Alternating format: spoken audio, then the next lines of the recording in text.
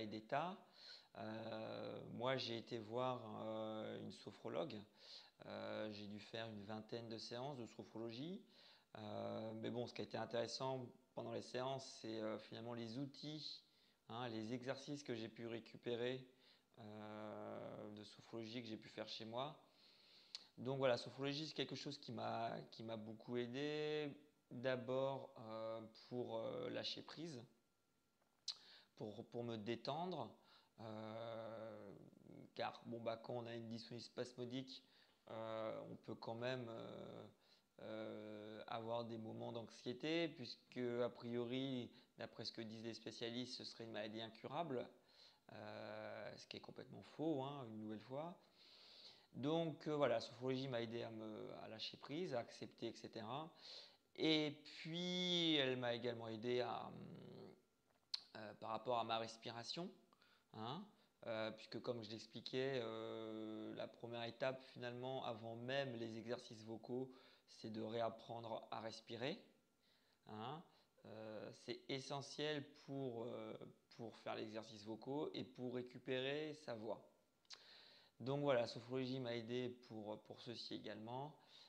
Et puis également, elle m'a aidé pour la lecture de mon corps, puisque comme je l'expliquais sur l'autre vidéo, dans le cadre d'exercices vocaux, il y a une part de sensation, hein, il y a une part de lecture corporelle pour pouvoir progresser au mieux.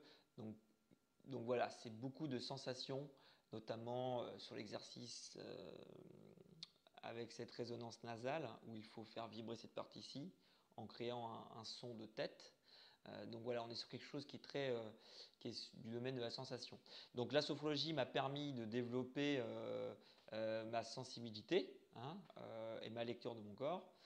Donc voilà, donc sur YouTube, vous avez d'exercices, hein, de vidéos qui montrent tout type d'exercices à faire. Mais une fois de plus, un peu comme pour l'ostéopathie, l'idéal, si vous le pouvez, notamment au niveau financier évidemment, c'est d'aller voir une sophrologue ou de faire des cours de sophrologie collectif.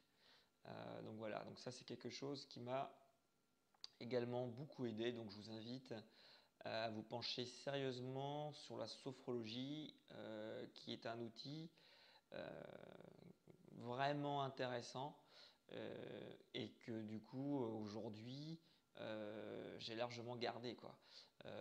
À la base, je ne connaissais pas la sophrologie, je l'ai découverte dans le cadre de ma maladie. Et en fait, j'ai découvert quelque chose de formidable bah, pour, je pense, le restant de ma vie, puisque c'est un outil simple pour se détendre euh, lorsqu'on peut être un petit peu anxieux, etc.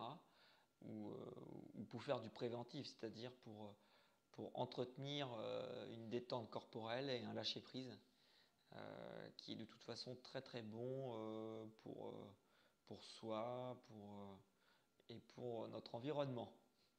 Donc voilà.